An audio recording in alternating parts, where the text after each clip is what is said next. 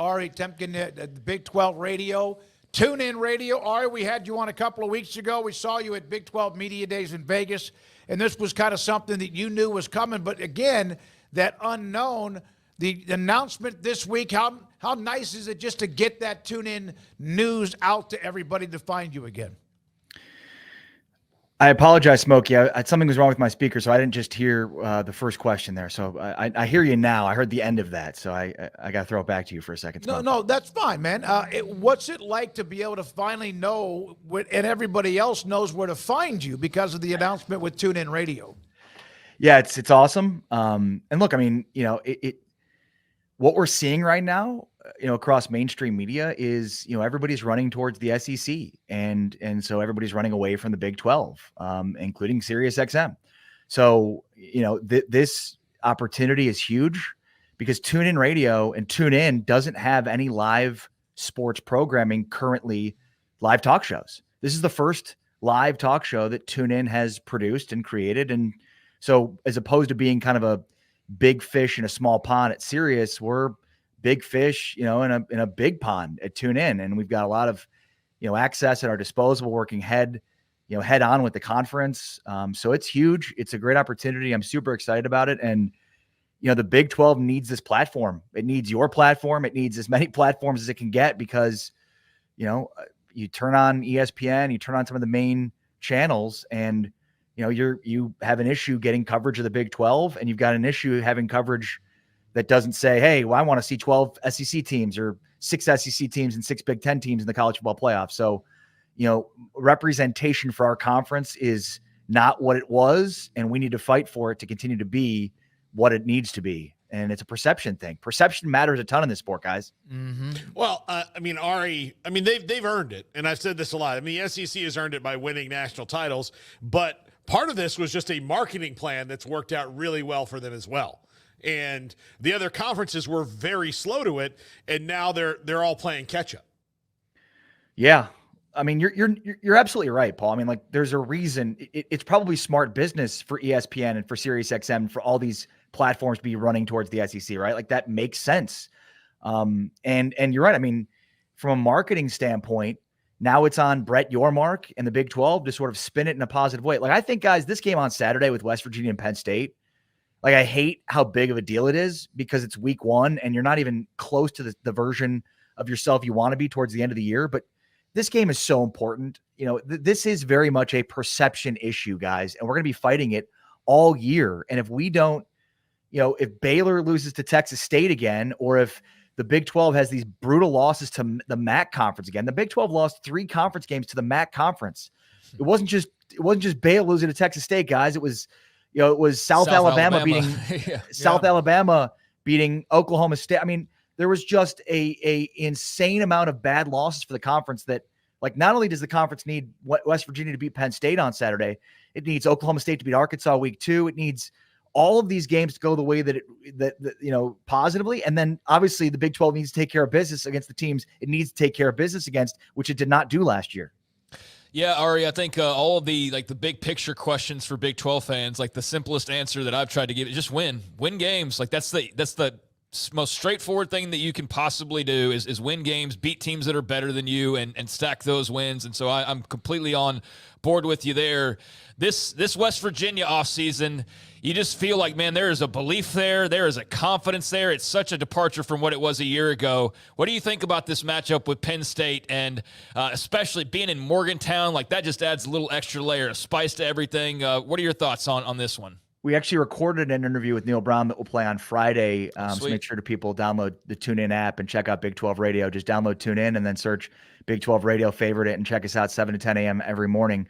And it's funny. I started off the interview by like, you have a lot more swag, Neal. Like it seems like Big 12 Media Days last year when you were picked last in the conference, like he showed up and guns blazing, and it carried over. He was on, I'm sure you saw the clip of him on Marty and McGee talking about that ESPN Top 100 list that didn't include anybody from West Virginia, which is absurd. They won 9 games last year, have a returning quarterback who's one of the most underrated quarterbacks in college football, and a left tackle, and Wyatt Milam is going to be a first or a second round pick. It's absurd to not have an ESPN Top 100 guy. So, for me, I think you just very correctly pointed out, like there is a swag and a confidence to Neal Brown that we haven't seen yet as long as he's been the head coach at West Virginia. And I do think that is, he feels like he's got a roster that he can be confident about. They won 9 games last year and lost 1 to Houston that they should have won. But Garrett Green threw a touchdown pass on 4th down as time was winding down that, he was super excited celebrating. He chucked his helmet on the ground, which allowed him to get in position to kick a game-winning field goal. Like that's a fixable thing for a guy like Garrett Green that's shown over the course of his career, his ability to learn and evolve as a quarterback. Some guys don't show that ability. I think Garrett Green has. I picked West Virginia to win the Big 12.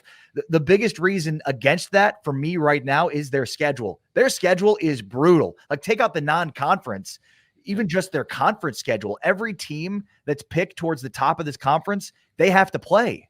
So it's a really difficult schedule, save for the fact that they start off with Penn State and still have, 2 Power 5s within their non-conference out of 3 games. So they have a brutally tough schedule. But I love Garrett Green. I think, again, his evolution, I think they've got the weapons. They've got the offensive line. Even with the secondary where they've lost some guys, they replaced them. They brought in tons of numbers in the transfer portal. Like they just threw numbers at their cornerback and safety, and I think they've solved that. To me, it's just all these things have finally come together. And then you hear kind of the off-season talk where, things started to come out about, how much the group is together and there's no, energy vampires was one of the words that was used, where they had talented players, but was everybody pulling on the same, on the same rope? Guys, we know as we've covered this, and Smokey, this is better than anybody. You've covered teams like this. That stuff matters. That stuff matters a ton. So I mean, that's why I picked West Virginia to win this league. And look, I think they're going to beat Penn State. And I think Vegas is telling us that too. Because when that line came out in the middle of the summer, it was a 2-touchdown line, and savvy gamblers have bet that thing down to 8 now. I still think that's too much. I'd still grab West Virginia +8 at home. The biggest thing, and I asked Neal Brown about this, Andy Kotelnicki, the very talented former Kansas offensive coordinator, now takes over at Penn State. He runs an offense that is very much antithetical to what we've seen with the Franklin teams, with the James Franklin teams. So what will they be? Are they going to be more conservative, or are they going to be more of what we saw with Kansas and Kotelnicki? That remains to be seen. But on paper, I really like this matchup for West Virginia. Well, one thing that remains to be seen with that offense in Penn State with Kotelnicki is that, look, he had Jalen Daniels and Jason Bean, both guys who are super mobile. I don't think that you would put Drew Aller in that category. So where does that factor come from? And he probably has similar running backs and a similar offensive line, but I'm not I think it's going to look a lot different than the Kansas offense just based on the personnel that they have. Yeah, it's a great point about the quarterback. And look, Kotelnicki, when you look at the offenses he ran at Buffalo, did he always have players like Bean and Daniels? No. To me, it's so much of it is the window dressing. It's the pre-snap stuff. And then it's how they get their running game involved. Even if you don't have a quarterback that's a weapon, that just made Kansas almost unguardable at times because it's like a triple option type attack and you don't know where it's coming from. So I think we'll see some of those principles, but it'll probably be more reliant on 2 running backs than it will be on an Aller at quarterback. And with that being said, though, it to me is such a departure from James Franklin. And, Franklin, again, just super conservative. It's pound the rock, take a few chances down the field, pound the rock, take a few. So I'm just very curious to see, this. To me, it's like going from a hot tub, into a cold tub, back and forth. Really, it's going to make you dizzy trying to see who wins here, the Kotelnicki offense or James Franklin. How much do you think Oklahoma State is prepared to, not have, the big upset in week number 1? I mean, I think everybody, if you focus on being the best he possibly can be, but just a little extra something playing a South Dakota State. It just seems like they're going to be a little bit more focused coming right out of the gates. Do you expect that? Yeah, and I think Colorado with North Dakota State. Right, I mean, there's some games here for the first week that maybe stand out from the standpoint of, are these teams overlooking the opposition? I think in the case of Colorado, everybody's drained it that, hey, North Dakota State's number 2 in the nation preseason FCS. They obviously have an incredible program. So does South Dakota State. I mean, I think those two represented 2 of the Final Four teams in last year's FCS national, Final Four. But so much of that, I think, so much of FCS success against the FBS historically has been teams getting overlooked. Mm-hmm. And I just don't think that's going to be the case for either Colorado or Oklahoma State. Now with Oklahoma State, you do have Arkansas looming week 2. Arkansas, this isn't, it's not a great Arkansas team. It's certainly a beatable Arkansas team. But they could have that on their minds looming. I picked Oklahoma State to win the conference last year. I'm not as confident this year in them because it just feels like when expectations are this high, things don't go their way. But with that being said, like on paper, they return everybody from a team that was really, really good last year. You think Alan Bowman will take a major step forward. Ollie Gordon can continue to be the best running back in the country? Their defense last year was so weird because statistically it looked like one of the worst defenses in college football. But it wasn't that bad. They were opportunistic. They turned teams over at times. So like the stats don't totally show out for Oklahoma State, but it just seems like, TCU 2 years ago, everything went their way in the category of turnover margin and winning close games, which are things that tend to even out year over year. And it just feels like there's some things that Oklahoma State could even out. But look, don't bet against Mike Gundy. He was a big reason I picked them to win the conference last year, despite there being no literal reasons to pick them. It was a stupid pick, but I just went with Mike Gundy. And so I went with Mike Gundy. And so, don't bet against him. And, again, everybody's back and they've got a 26-year-old quarterback. I mean, Alan Bowman's older than CJ Stroud. So there's that. Yeah, there is that. I love the way you said that, though. Older than me. Okay. All right. Now you're pushing it, Paul. No. There you go with that hate. You hate him. It's pretty, but I like what Ari said. There was no real reason for me to pick them. I just, I felt it. And you're absolutely right, though. It was brilliant, though. And if it wasn't for one of the best teams Texas has had in a decade, they would have won the had game. a chance to win the damn game. Yeah. And it looked really stupid after they started 1-2 and they were rotating quarterbacks.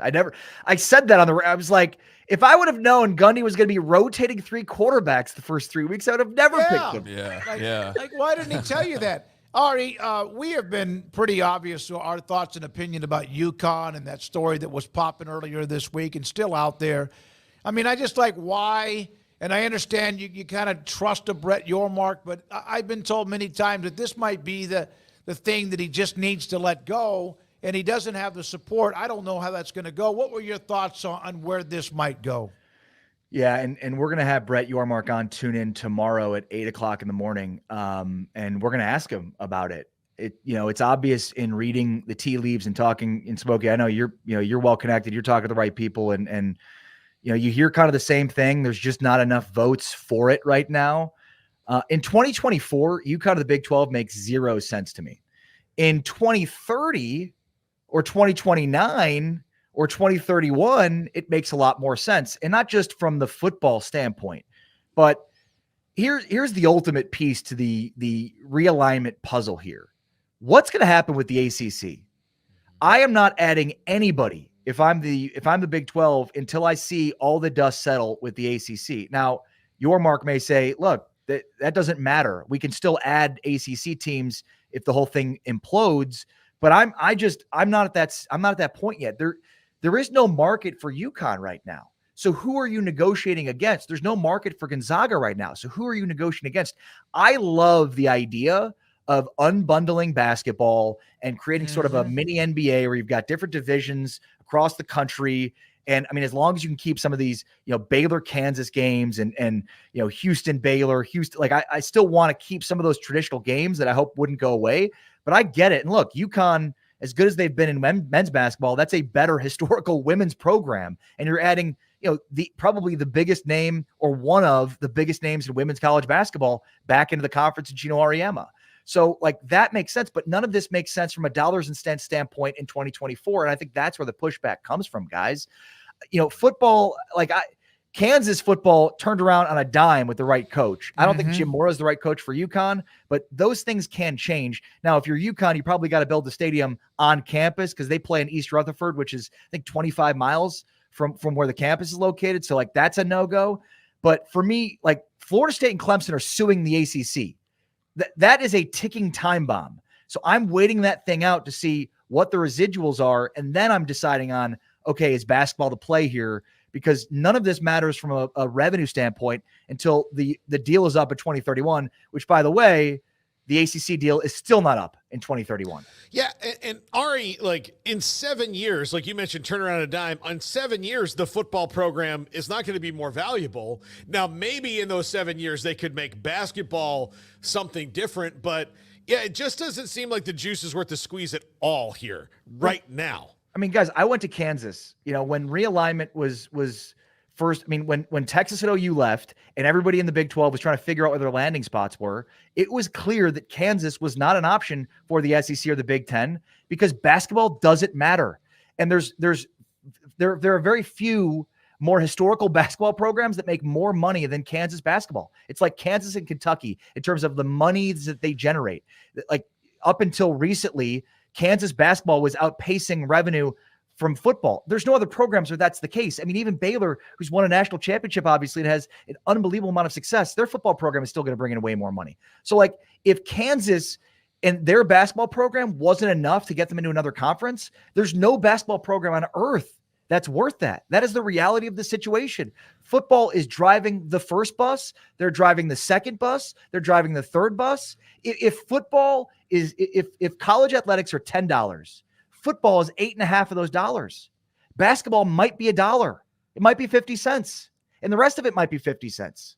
It's a great way to put it. I didn't think about that with KU and their value. And if no one's really, you've heard some things about other conferences, but yeah, it just doesn't. But that's why I invested in football, Smokey. Yeah, no, I get it. Yeah, the full investment in football to make them more attractive. Absolutely, if they need it. Yeah, and it just doesn't make sense. But I remember back when Colorado had just decided to join, and we knew the others were going to be a part of it, or thought we did, with the Arizona State, Arizona, and Utah. And I had an administrator tell me that Brett's got all this equity built up because of what he's done for the conference. Why is he putting his neck on what will be a lost vote? At least that was the case about a year ago. Yeah, and I think, quite frankly, and knowing your Mark a little bit, it's because he's going to always push. Oh, yeah. There is no sit and wait. There's no neutral, man. This dude is, to steal a Steve Sarkisian line, all gas, no brakes, constantly. He doesn't sleep. He does meetings at 10 o'clock at night on a Sunday with his executive team, and then he's up at 2 o'clock in the morning working out. I mean, the guy is a maniac. He doesn't stop, and there's nothing that's going to stop him from trying to get the Big 12 up to the level that he thinks it should be at, and we're all lucky for it. Yep, no question. Man, I'm happy for you. Congratulations.